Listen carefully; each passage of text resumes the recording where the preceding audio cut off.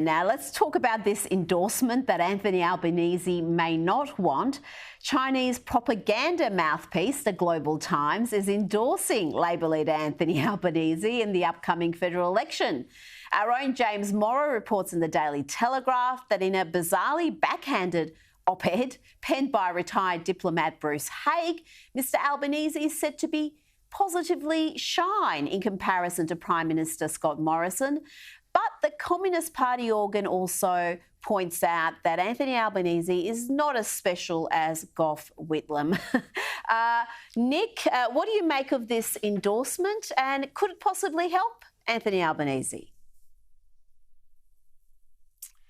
Look, I'm not sure that Anthony Albanese is going to be too happy with an endorsement coming from the Global Times. As we know, it's the propaganda arm of the Chinese Communist Party, and most of the stuff it publishes is not worth the paper it's written on, and this endorsement is not worth the paper it's written on.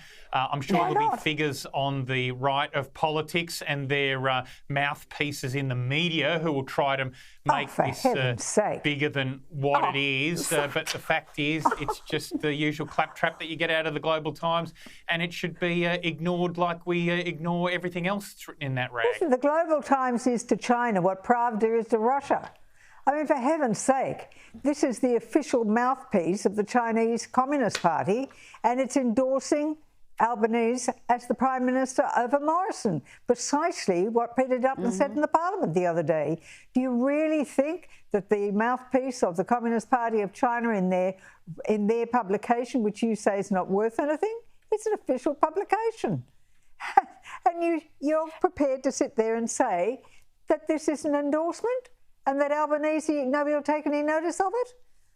Honestly, Nicholas, you defend the indefensible.